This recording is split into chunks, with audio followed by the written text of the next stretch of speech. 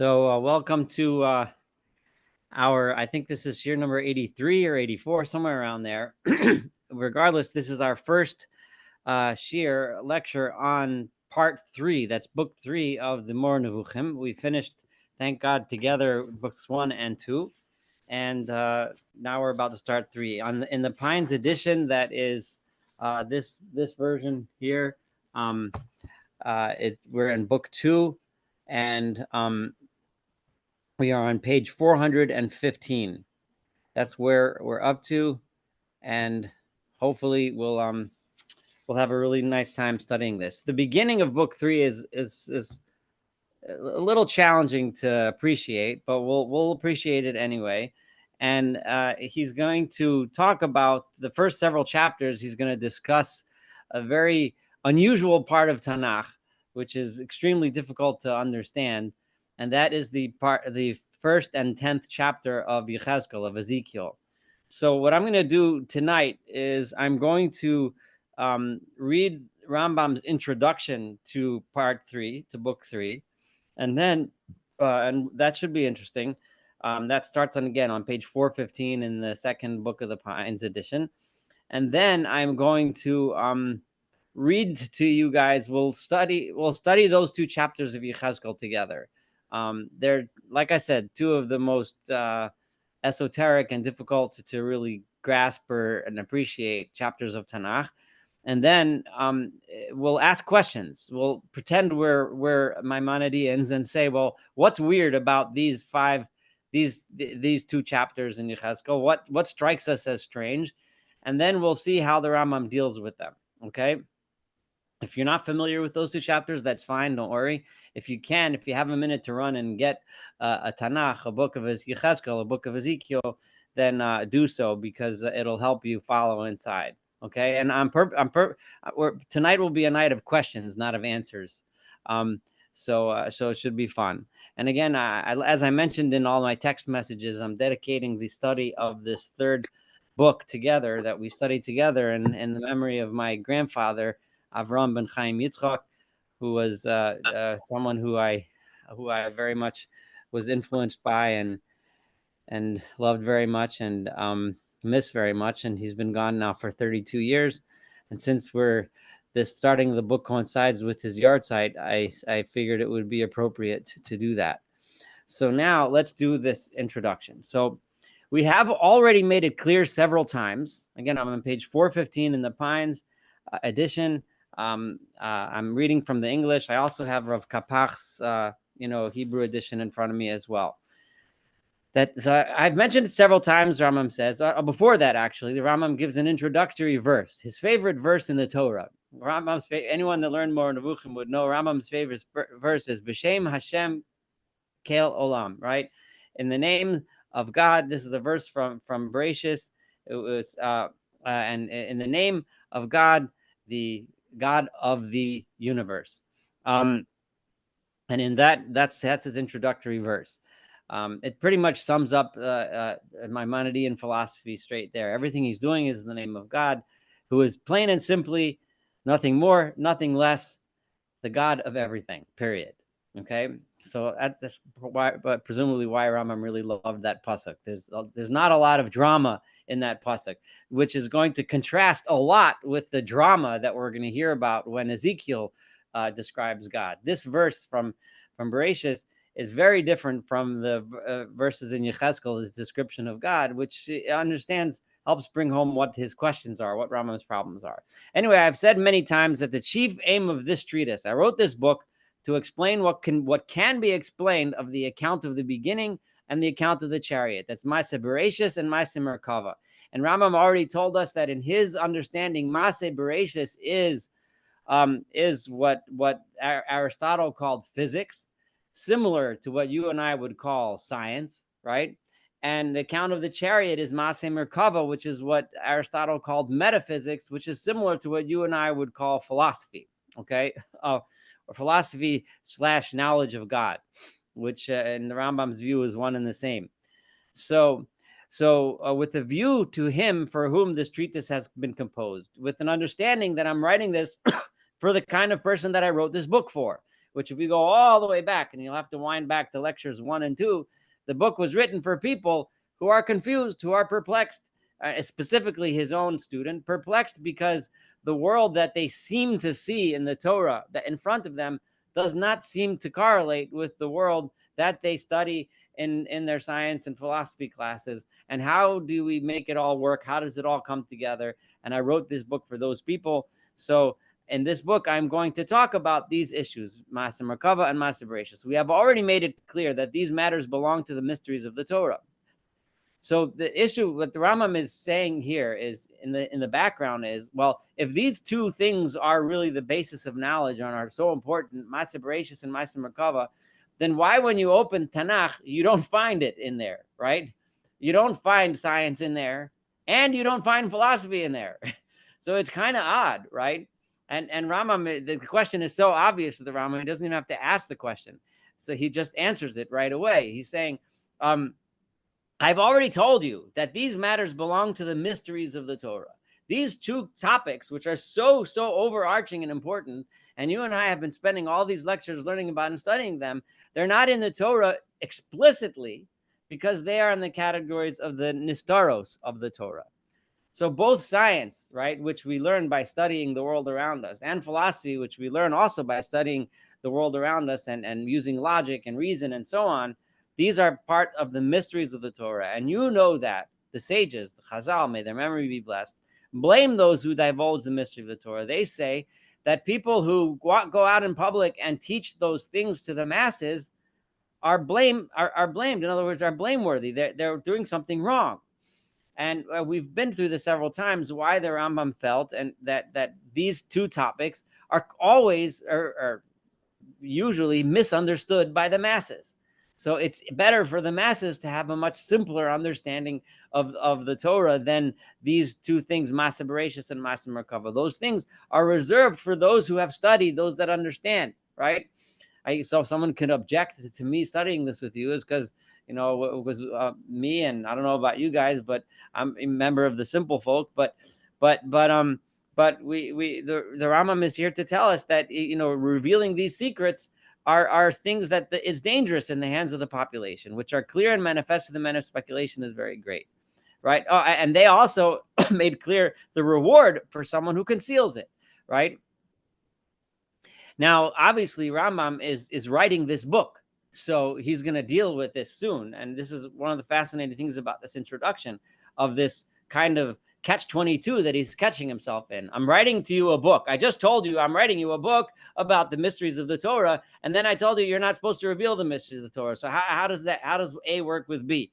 So before he gets to the answer, he's going to mention at the conclusion of Masechet Psachim, when speaking of the signification of the dictum, where it says, "For her gain shall be them that dwell before the Lord to eat their fill, and limechase atik, to those that hide that atik." Atik is an Aramaic word that means the elderly one. It's a word that has a lot of meaning in the Kabbalistic literature. Atik yomin but it's not only found in the Kabbalistic literature. It's also found in Chazal. And Atik Yomin means the elder of days. In other words, the God who is around for all time. It was a way of calling the Atik Yomin, right?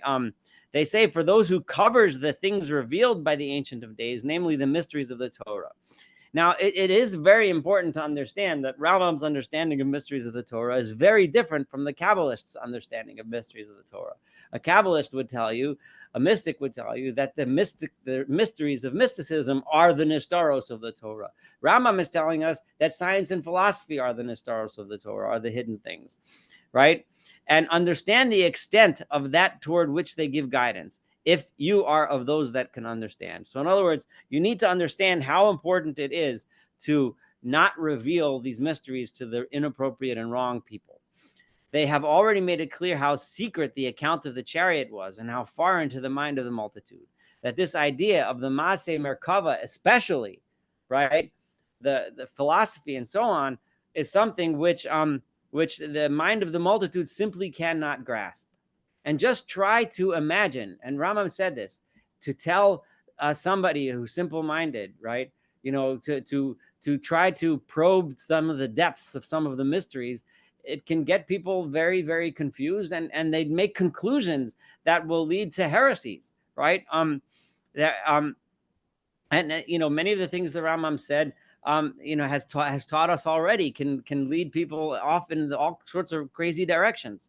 And it has been made clear that even that portion of it that becomes clear to him who has been given access to the understanding of it.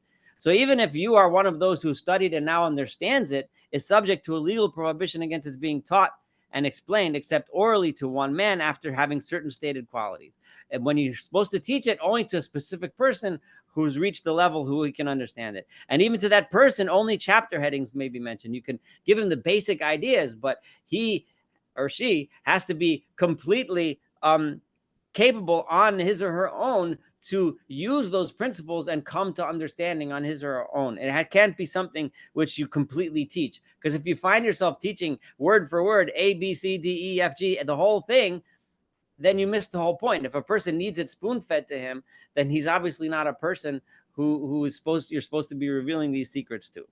This is the reason why the knowledge of this matter has ceased to exist in the entire religious community. Rambam is right now heading in the direction of, okay, but this creates a big problem, right? So now all these things that I'm talking about, right? And often the Rambam is accused of this, right? He's giving certain things. Let's say we're going to get to reasons for mitzvot. Well, who said this reason before? You're making this stuff up, right? People will come to Rambam and say, all these things about, God not having a physical form, you made it up. No one said it until now, right? Where was it written until now?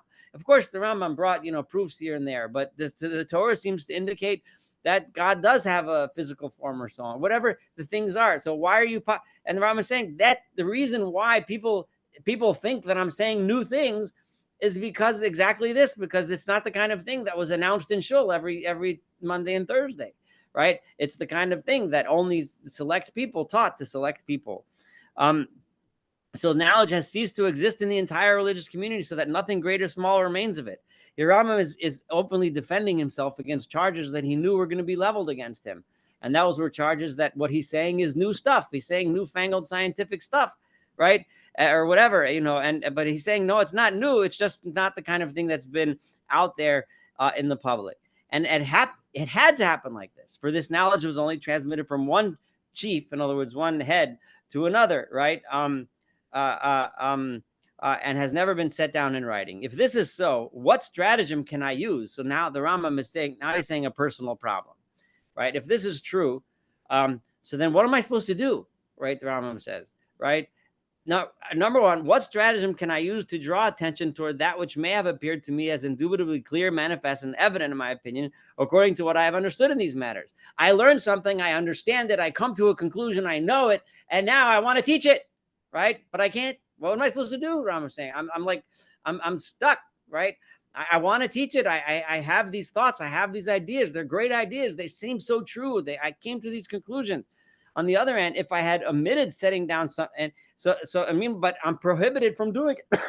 On the other hand, Rambam says, and I'm about to turn the page, if I had omitted setting down something of that which has appeared to me as clear, I also, so that the knowledge would perish when I perish as an inevitable, if I don't teach it and I don't write it down, and then when I die, all that knowledge and accomplishment and achievement dies with me, I should have considered that conduct as extremely cowardly with regard to you and everyone who is perplexed. There are so many people that need this stuff. So many people that would never understand the Torah, would abandon Torah, as Rambam warned us. The perplexed people would throw the Torah out if they didn't, God forbid, if they didn't have what I'm here to teach, what I'm here to explain. And I would die, it would die with me, and nobody would know. And everyone would think the Torah is espousing ideas which are completely misunderstood. It would have been, as it were, robbing one who deserves the truth of the truth, or begrudging an heir his inheritance. So on the one hand, Chazal tell me I'm not supposed to teach everything. On the other hand, I have to teach. I have to explain. I feel obligated to do so. How could I let this knowledge die with me, the Rambam says, right? Imagine what would have been had more Nevuchim not been written, right? The entire concept, for example, the idea that most of us, this is the simplest, most basic conflict between science and religion, that we all kind of played around with since we were in third grade, was evolution versus the Torah Bereshit's account, right?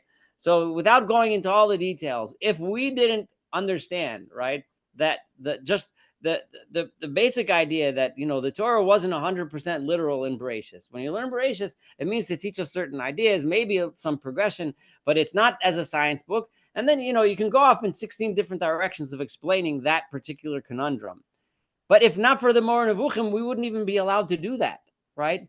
No great Jewish leader would have gotten up before Rambam, maybe some exceptions, right? Like Rasadi going a little bit. But the bottom line, if not for the Rambam's permission, we wouldn't be allowed to interpret it. And we'd open up the book of Bereshis and we'd say, well, this contradicts everything that my science book says.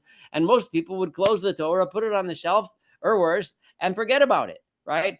The Rambam is saying, had I died without writing this book, people never would have known that they can do these kinds of things, right? It would have been, as it were, robbing one who deserves the truth of the truth, as Rambam said. And both those traits are blameworthy. Just like I said, it's blameworthy for someone to teach people that can't handle these things. It's also blameworthy for me to let this knowledge go without teaching it. So what do I do? On the other hand, again, he's going back and forth. As been stated before, an explicit exposition of this knowledge is denied by a legal prohibition, in addition to that which is imposed by judgment. In addition to this, there is a fact, and here's really, really fascinating. So here is Rambam telling us, right, that everything that I achieved, Rambam is saying about himself, I achieved through my own toil, my own work, my own study, my own logic. I did not have what some people might have called Ruach HaKodesh, right? Divine inspiration. I did not have it. Nothing magical happened. I worked through this. I studied this, the Rambam says. In addition to this, there is the fact that in that which has occurred to me with regard to these matters, I followed conjecture and supposition. No divine revelation has come to me to teach me that the intention in the matter in question was such and such. Nor did I receive what I believe in these matters from a teacher. So he's saying, number one, it wasn't accepted, me from a teacher, from a teacher, from a teacher. It's not halacha l'Moshe miSinai, so to speak, right? I didn't get it as, from Moses to Sinai, from teacher to student, teacher to student. Although, Rambam, of course, talks about wisdom that is passed down in that way. But the Rambam is saying is that the topics of this book, that's not how I learned them. I learned them by studying science and philosophy and by trying to understand the Torah and by trying to get everything to work. I did the work. I didn't get any special knowledge from heaven, right? But the text of the prophetic books and the dicta of the stages, together with the speculative premises that I possess. In other words, when I studied Tanakh and I studied Chazal, and I put that together with all of the science that I studied, showed me that things are indubitably so and so. That proves to me that doubtlessly this is the way it has to be. This has to be the path forward to get past this perplexing problem. And then the Rambam says something that is absolutely fascinating. And in case a lot of people wonder, like, how is it, how do we apply Rambam's knowledge today? The Rambam gives us all this Aristotelian stuff, and we know that our Aristotelian stuff is baloney. So, and that also leads to the question, and I have mentioned this in a few of our previous lectures, did the Rambam think that his explanation was final, right? Did the Rambam think that Aristotelian science was the be-all and end-all of science, and therefore that's going to be it, right? Because if that's the case, it makes this book much, much less valuable. Because if everything depends on the motions of the spheres and all these things that we know today don't exist, right? Then, and that's what the Torah meant, right? Then again, you left with the problem that the Torah seems to be saying things that aren't relevant, right? But the Rambam is going to tell us, but I've explicitly stated several times, and I've shown small proofs, but we're about to read the biggest proof, that the Rambam understood that his explanations were not final and could be wrong. Yet, and I'm going to read in his words in English, it is possible that they are different and that something else is intended. Even though I came to the conclusion that it indubitably is so-and-so, it's possible that maybe it's wrong. Maybe I'm wrong. Maybe something else was intended by the Torah. In other words, when I tell you, and he's going to tell us soon, that the wheels that were referred to in Ezekiel, and I'm going to read to you Ezekiel soon, and you'll know what I'm talking about, these wheels that he sees, are referring to the Galgalim, meaning the spheres that go around. That's me talking, because that's how I see it and understand it. But I recognize, Rambam says, that maybe this is not the case, right? Maybe it's different. Maybe when Ezekiel said the wheels, he was referring to something else, and he's leaving it up to you and I to make that interpretation. Remember, this is so crucial because the Rambam is giving us permission to study the Torah and understand it in ways it makes more sense to us. So if the Aristotelian ideas don't make sense to us, then maybe we can apply more modern scientific ideas using the same method that the Rambam did. Now, and how do we do that? Rightly guided reflection and divine aid in this matter have moved me to a position which I shall describe. By thinking, by learning, and with the help of God. Remember, not by what he said before, not Ruach HaKodesh, but divine aid, right? Which, according to Rambam, if we go back to the first two levels of prophecy that he taught us at the end of book 2, the divine aid, being that spirit within us of searching for the truth, of searching for justice, right?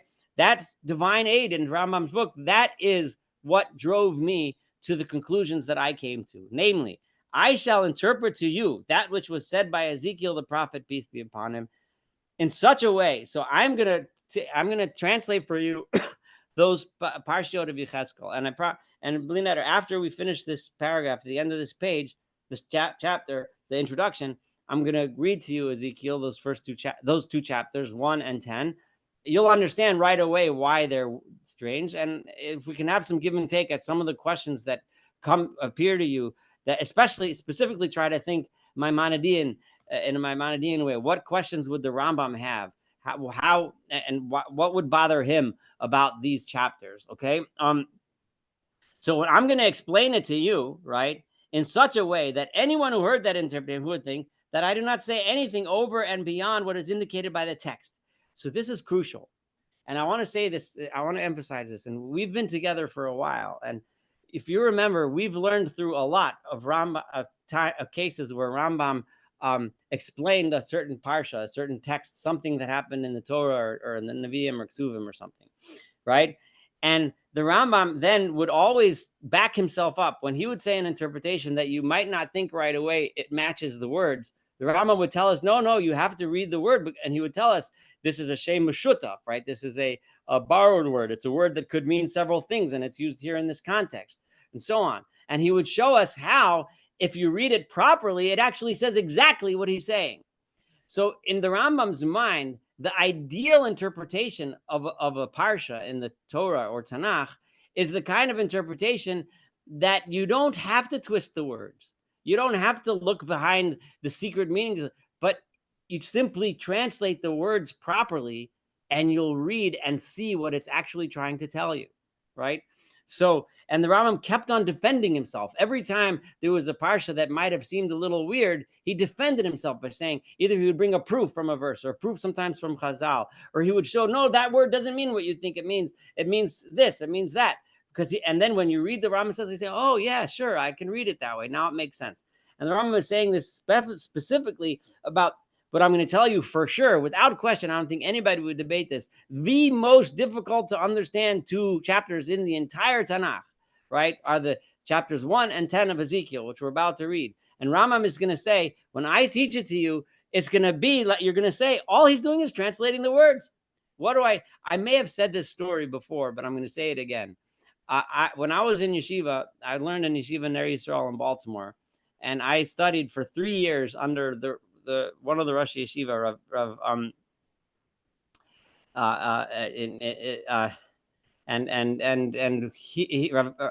Kolevsky, Rav Yaakov Kolevsky, and he would teach us, and he would always sit down in the beginning of every shir after we had prepared. I don't know, for those that haven't learned in Yeshiva at a high level before, we prepare the sugya of the Gemara. In other words, we learn through the Talmud, we learn through all of the main commentaries. We debate it. We look how it comes out, in actual halacha. We try to go through the different commentaries over the centuries and debate back and forth. So we come in very, very well prepared, expecting the Rosh Yeshiva to give us something new, something different, some special new approach to this entire subject that we couldn't come up with on our own. And every single shir, he would start by just reading through the primary commentaries, the Rishonim. He would read through the commentaries word for word. And by the end, and there was always half the class was climbing the walls. Like, we already read this, we know this. And I remember, but then at the end, when he would after he would read it, he would conclude, this is what this Rishon means, this is what this Rishon means. And somehow, in a short conclusion of the class, it was brilliant. Like all of a sudden, things just made clear, made sense. And it felt like what we were studying was the actual intent of those Rishonim, the actual intent of those commentaries, how they understood this topic. And I remember I talked to him several times. I said, you know, Rebbe, I was early on in my days when I felt enough chutzpah to go and talk to him this way. I said to him, you know, why does the Rosh Yeshiva have to like read through like everything? Like we read the Ran already, we read the Rashba already. The Rebbe doesn't need. I just made names of some of the main commentaries. You know, we all know what he says. We read it. The Rebbe could just say, you learn the Ran, you know, this is what he says. You learn the Rashba, he says, and this is how I'm going to explain it. And he told me, he said it very clear. I'm intentionally doing this because I want you to learn that when you learn the Ran, right? The Ran is Rabbeinu Nisim, one of the main commentaries. That was the one he was referring to at this specific conversation. I want you to read his language carefully so that when you finish reading the Ran, you know what the Ran said. Not what you think the Ran said, not what you wanted the Ran to say, not what so-and-so said the Ran said, not even what other commentators understood the Ran to say. But I want you to read him so that you understand what he's saying. And the same thing when you go to the Rashba or Tosfos or anything, this is how I want you to read it. And what Rambam is really hearing the same thing. What you're going to learn when you read through, and that's something that I've taken with me for every single text I approach. I try so hard, and it's almost impossible to get rid of all of our biases and everything. But when we read a text, we have to try our best to understand what that text is saying. Once you understand what that text is saying, you have every right to say, I like it, I don't like it, I agree, I disagree, that's fine. But don't claim that the text said something that it didn't say, or didn't say something that it did say, or whatever. When you read a text, you understand the text. So reading the text is crucial, which is one of the reasons why I chose. In the beginning, I was kind of a little wishy-washy about this, the first few lectures, but I decided, no, I'm reading through the Rambam from beginning to end, right? Because we are understanding this text, and that's the way it is. Okay, so here he's saying, when I study Ezekiel, people are going to say, all the Rambam said was what is written, but that is as if I translated the words from one language to another or summarized the meaning of the external sense of the speech, right? So someone will think that all I did was write a translation of Ezekiel.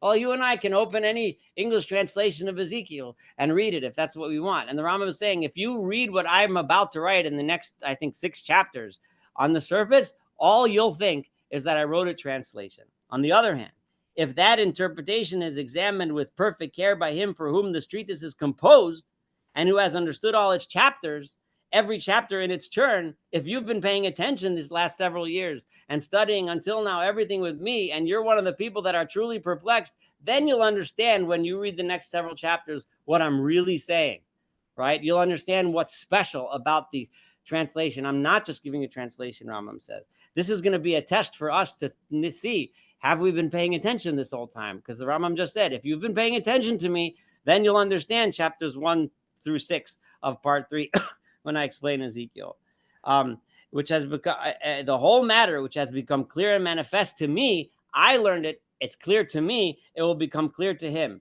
so that nothing in it will remain hidden from him. Now, the genius of this is the Rambam just answered his question, right? Remember, his big conundrum was, what do I do? Am I supposed to reveal this kind of knowledge, or am I not supposed to reveal it? If I reveal the knowledge, then the Chazal said I'm not supposed to reveal it, right? It's supposed to be a nistaros. It's supposed to be secret.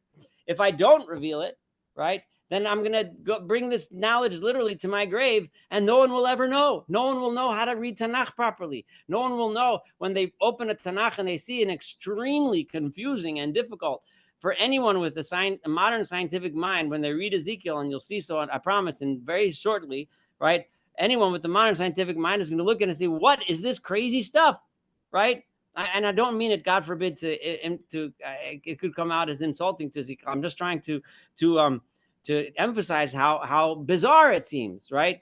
And so therefore the Rambam said like this: if you don't understand, then all you'll think, this is how I'm going to write. I'm going to write in an esoteric way. I'm going to write in a way that if you're intelligent and you're smart enough, you'll realize the special wisdom that I'm trying to impart. If you're not, and all you are, and you're just reading the surface, and you haven't been paying attention to me this whole time, Rambam says, then all you'll think is I wrote a translation.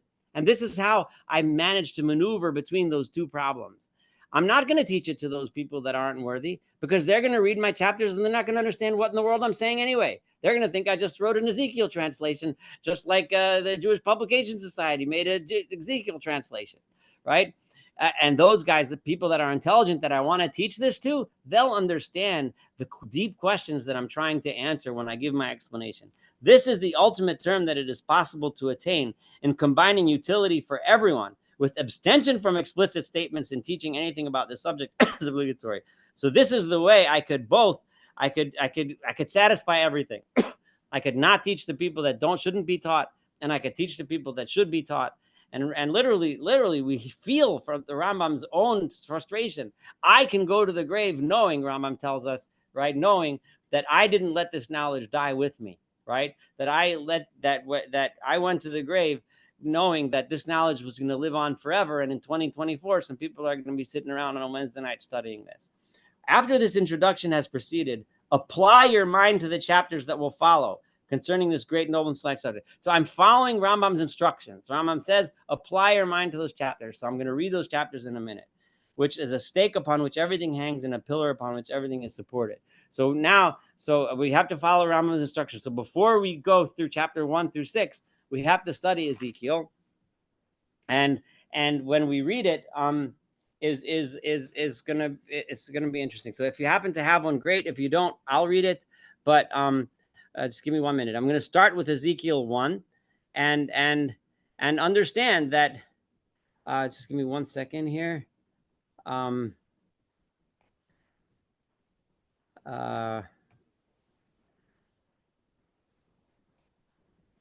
just want to set up my screen like a split screen so that I can see you. And okay, so here I am. Fine. So Ezekiel chapter 1. Okay, I'm not going to go into every single detail here as if I was teaching Ezekiel, but the general idea you'll see.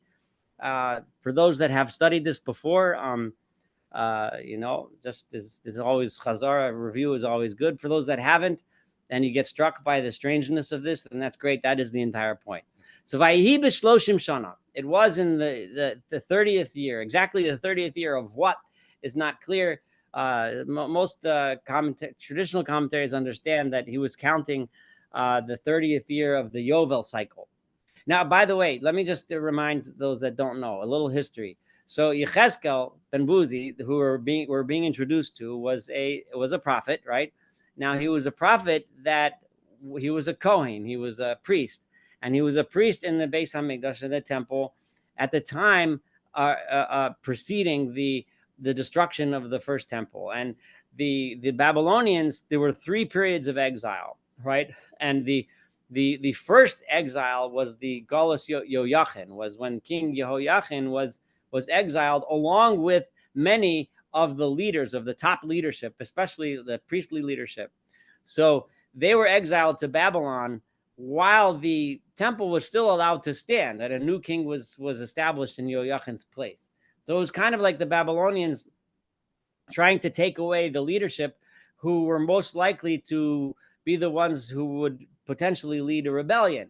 So by getting them out of the way, he hoped to keep these Jews a little bit less rebellious, and keep them noble. But after the second and a third time, Nebuchadnezzar in Babylon just got fed up with them and destroyed the temple, and that was the end. So here this vision takes place while Yechezkel is in Babylon, while Ezekiel is in Babylon. And he is seeing this vision. Most of his prophecies take place at this time period, prior to the destruction of the Beit HaMikdash. Later in the book of Ezekiel, he receives the news that the Beit HaMikdash was destroyed, and he has then he switches to visions of consolation, of visions of the future, messianic visions. In the beginning, it's mostly rebuke. But regardless, this is how the book starts. So Vayihi b'shloshim shana, it was in the year 30 of, I'm saying the Yovel cycle, even though I know there's various ways of understanding this. Baravi, on the 4th day, b'chamisha l'chodesh, on the 5th day of the month, the 5th day of the 4th month, Vani b'toch hagola, and I am among the exiles al nahar Kivar. I'm on the river Kivar, which is some river in Babylon.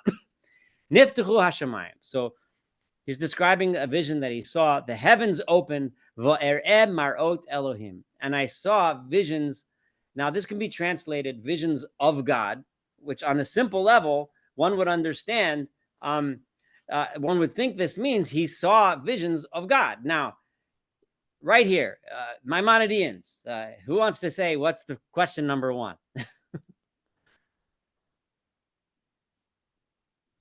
If no one wants to say, I'll say. I see. I think somebody raised a hand. I'm sorry. Well, God has no materiality, so how can you see a vision of God? Yeah, how could you see a vision of God? Like, what does that mean? Okay, so that's question number one. Like I said, we're just seeing questions, not answers. So we're already like we didn't even get past the first verse, and this is it's already very perplexing. Like, what's going on over here? This would seem to contradict some very basic Maimonidean principles that he's banged into our heads quite strongly over the last several years that we've been studying Moreh Nevuchim. On the 5th day of the month, he Hashana HaChamishis, which was the 5th year, Legalos HaMelech Yoyachin, from the exile of the king Yoyachin. So it seems like Yechezkel is just an interesting side fact, is using two countings. The counting of the Yovel years, which would have been the traditional counting that he was used to counting when he still lived in Jerusalem, which was based on the Yovel and Shemitah cycles, right? And also at the same time, he's counting the Babylonian counting. But here in Babylon, his counting goes based on when he got there, right? When he was exiled with the first exile of Jewish people to Babylon. Hayo dvar Adonai el Yechezkel ben Buzi hakohen be'eretz kastim al nahar kivar vatihi alav sham yad Adonai. This is verse 3, right? The word of God came to Yechezkel ben Buzi, the Kohen, the priest, in the land of the Chaldeans. Now, the Chaldeans and the Babylonians were closely related people, and in the Bible, they're more or less interchangeable. They ruled together.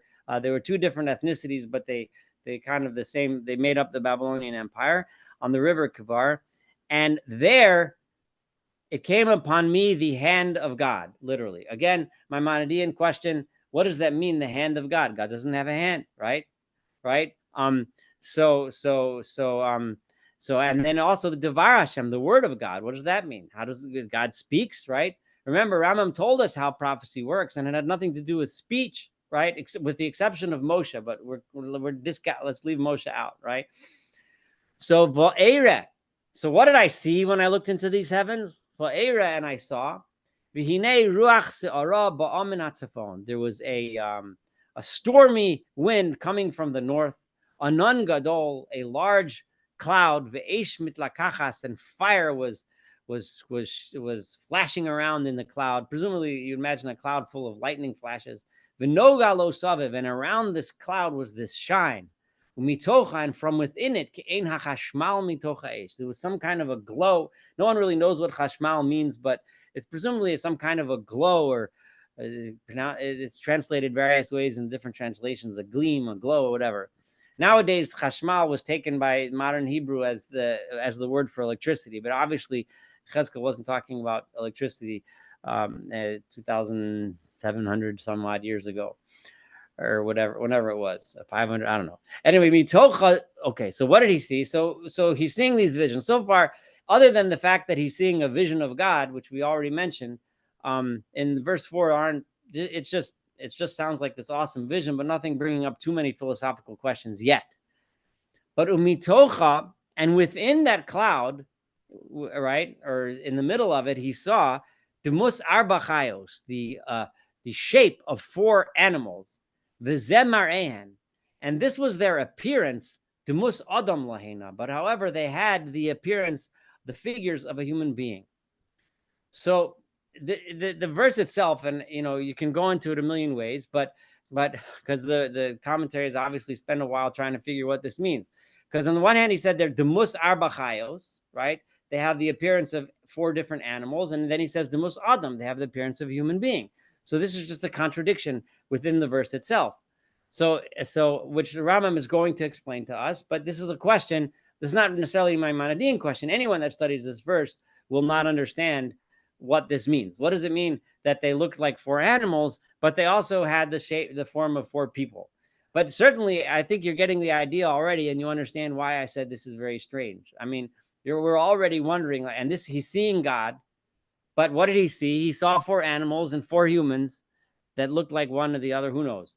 The next verse, and then there are four faces for each one,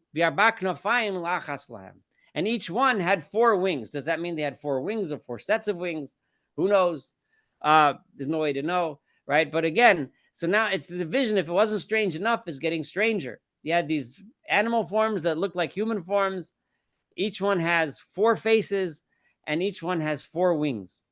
Viraglehem regel yeshara, and their feet were straight feet. Straight feet meaning they had no articulations. There was no knees, no joints, right? They just had a straight foot. The kaf, this is where the idea comes from for Shmona Esrei. We stand like angels with our feet straight up together. It comes from here, right? The kaf raglehem, and but even though they looked like humans, right? The soles of their feet, right? Kikaf regel egel were like the calves, like the hoof of a cat. Not cat, I'm sorry. The hoof of a calf, sorry, with an F at the end, not a T. V'notesim ke'ein nechoshes kalal. But they weren't made out of hoof material. They were shining like bronze. Or nechoshet could be translated copper or bronze. Based on the time period, this probably meant bronze, right? So videi adam mitachas kanfehem, and the hands of humans were underneath their wings, alabasr v'am, on all four sides. So they had like hands under the wings. So it seems like, if you imagine, sometimes you see pictures of angels that had wings, but the joints that were attached to the wings that would wave are like human hands, right, or human arms. That's what it sounds like. Who knows? Ufneim family are batam, right, and each one had their faces and wings on all four sides. So it's like on one side they had a face with a set of wings, if you looked at them, with hands under the wings. On the other side, that's the east, the west, you'd see a face and a wing, and so on and so forth. Again, this is just really odd stuff, okay? But he's seeing this magnificent vision. Chovros isha alachosa. They were their wings, each one touched the other, kanfehem, right? So isha alachosa literally means a woman and her sister. Isha alachosa is used, for example, by the Mishkan when it refers to the hooks and the loops, right? Like a woman and her sister. Presume a woman and her sister is the image of people of people that are very close relationship. So and that's what it means here, that they were close together, like a woman and her sister. Lo yisabu b'lachton. They did not turn when they moved. In other words, because they were facing every one of the four directions, they would just, if they went in a direction, they were going in the direction that they were facing, because by definition, they were already facing that direction. So they didn't have to turn in order to go that way, right? So if they wanted to walk east, they just walked forward. If they wanted to walk west, they walked forward. And whichever way they walked, they were walking forward. Each el-aver panav yalechu. Each one could always move according to the way it was facing. Udumus pnehem pnei adam. And each one had in their front a face of a human. Ufnei aryeh el hayamin liarbatam. And each of the four had a face of a lion on one side. Ufnei shor mehasmol liarbatan, and the face of an ox on the left, which presumably means the west or whatever. Ufnei nesher liarbatan, and then on the back side would be the face of an eagle. So these four faces. Ufnehem v'chanfehem prudos milmala, right? And their faces and their wings were separated above them. If you don't understand how it could be that they were both touching each other and separated and above them at the same time, well, join the club, because most people don't understand how. I mean, you'll find a million different explanations, and maybe you can come up with one that works for you. The point being that, who knows? Li'ish daim chovros ish, right? Each one had two that were touching the others, while the other two covered his body. So it seems like there were either two sets of wings or two pairs, meaning four wings. One of them was touching the other one, and one of them was like closed, covering its body. Ushtayim machasos as kvis geviyose henna, right, which is the feminine plural, right, covering its body. Okay, v'ish el aver panav yelechu, and each one could move in the direction of the face, like we said before. El asher yeh shama haruach, whichever way the ruach, the spirit, lolechas yelechu, some spirit would tell them or give them the idea to go that way, and that's the way they went. Lo yisabu b'lachtam, but they did not have to turn there. They just automatically went in the direction that the spirit moved them to go in. I'm going to give tiny little hints here, but think for a moment back, and I can't help but do this, and I know I'm jumping way ahead of myself, but that little idea there, right? That the spirit, the ruach, is the way they go, is the way of the ruach, right? Think for a minute back to when we learned about the ruach hakodesh according to Rambam, right? The Holy Spirit, what prophecy is according to Rambam, right? And that when someone is moved, right, by the spirit, right, the desire for justice, right, to do something, to right, just give you a little bit of an idea of where the Rambam is going to go with this later when we study him, right? And the appearance of these chayos, of these creatures, they looked like burning coals. Boaros kimara halapidim, they were burning like flames. He misalechas ben achayos, to these flames that was or lapidim, or like torches full of flames that were traveling and flickering between these animals. V'noga lo'esh, and the fire had some kind of a shine or a glow or a radiance. And from the fire, lightning was coming out. And these animals were going and coming, just like the because they were lit up with this fire, as they went back and forth, it looked like lightning flashing back and forth and all around. And I saw these animals. There was one wheel on the ground near these animals. I saw this wheel. And the appearance of this wheel, of the wheels, right? Before he just said a wheel, now he's seeing wheels. So presumably each animal had a wheel. So now when you look down, you see several wheels. Masem came Tarshish, and they looked like beryl, which is a kind of stone. I don't know if someone could tell me what color that is. I think it's like a dark green of some sort. I don't know. Anyway, and they each looked the same. In other words, each wheel looked the same for each animal. And the way they appeared and the way they acted was as if there was a wheel inside the wheel. Each one could move in any direction, but they didn't turn when they moved. They just went. And this gets really weird. And the height and the surrounding rim of these wheels had a very frightening look to them, because they were full of eyes that were surrounding all four of these wheels. Now, eyes is an image which pops up in Zechariah too, and has various meanings. Rambam is going to teach us, but right away, what are these eyes, right? Rambam is going to talk about what the meaning of these eyes are. So I'm going to leave that out for a little. And when these animals went, the wheels would go with them. And when the chayot would presumably fly over the earth, they would carry the wheels with them. Now, what do you think? I already gave you a hint of what wheels mean. I know I'm jumping way ahead of myself.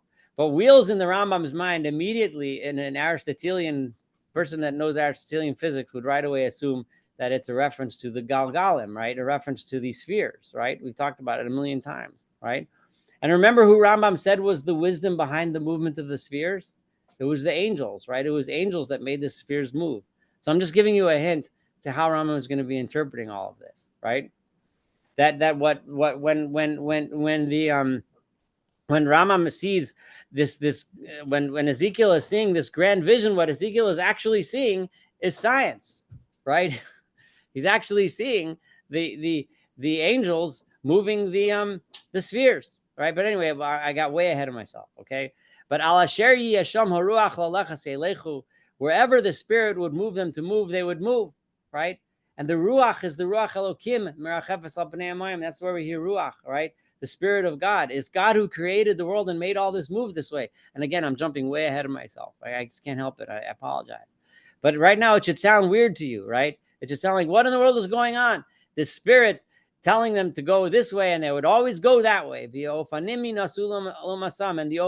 the wheels would always be carried opposite them. The spirit of the chaya, of those animals, of those creatures that I'm seeing, are carried into those wheels. When they go, they go. When they stop, they stop.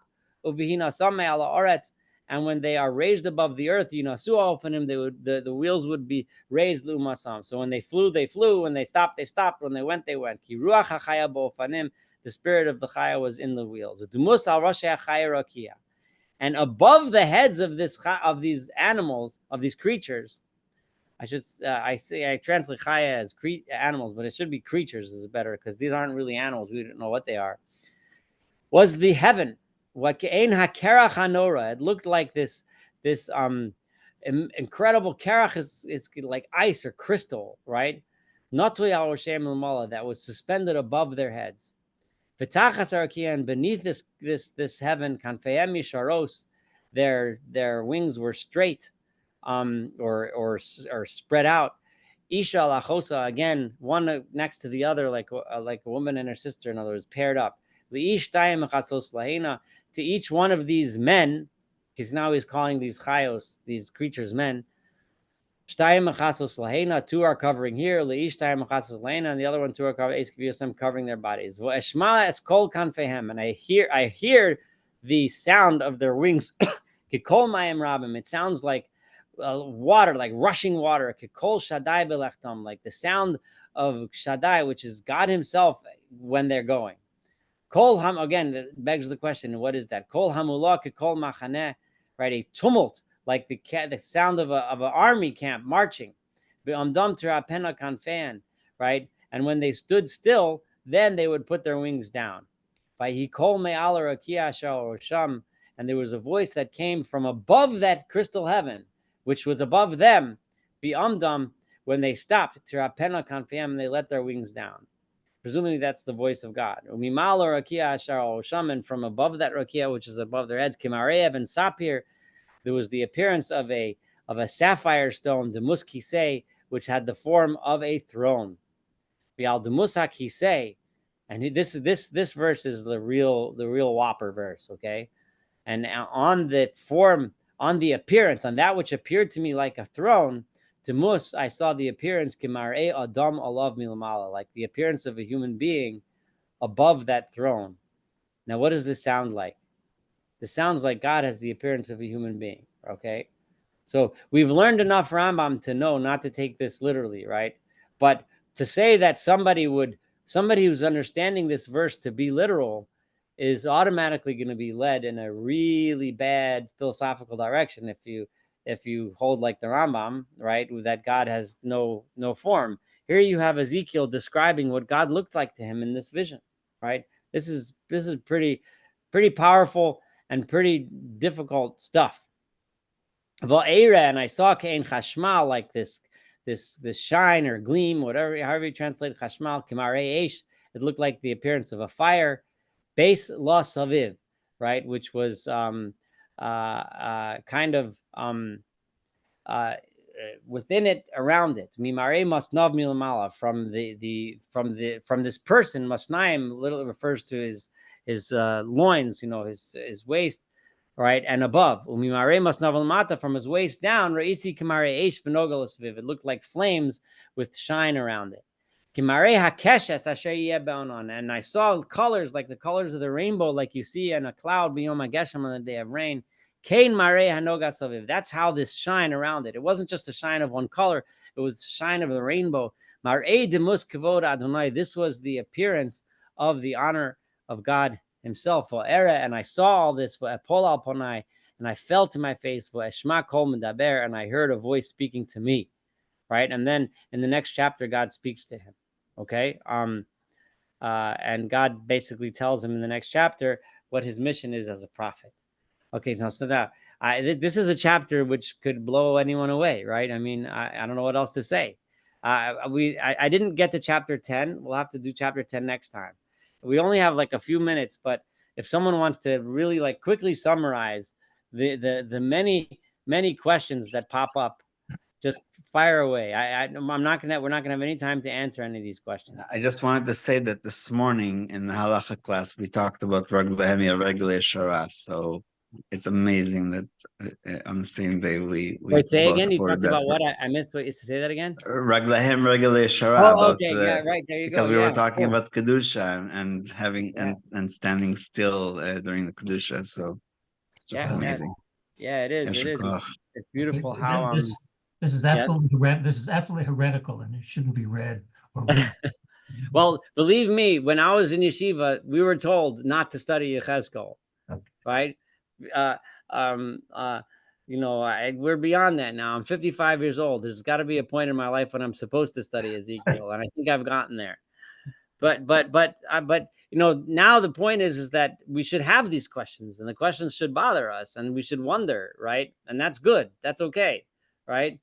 And as long as we're mature enough to realize that, that there's something much deeper behind what we're reading than a vision of God sitting on a sapphire throne and flying above the clouds with these incredibly wild creatures flying around on wheels and full of eyeballs. And it's just, I mean, there's obviously something more here, right? And the Rambam is going to try to help us figure out what that is.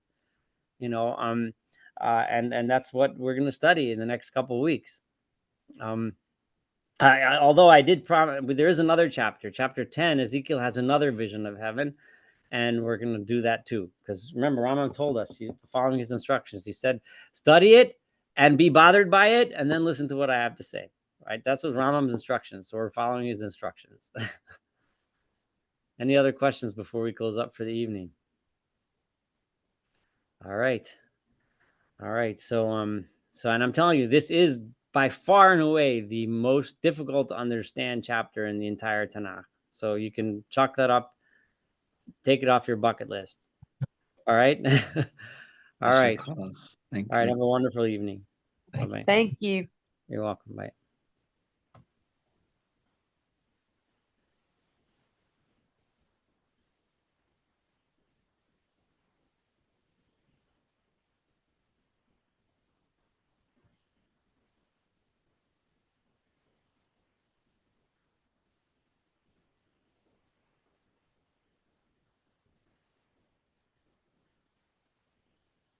I'm perplexed. Yeah, I'm trying to stop the meeting and it's not letting me end it. I don't know why. Oh, I was saying I'm perplexed because, that okay. I need the guy because I'm perplexed. Okay, well, I'm stopping the recording at least.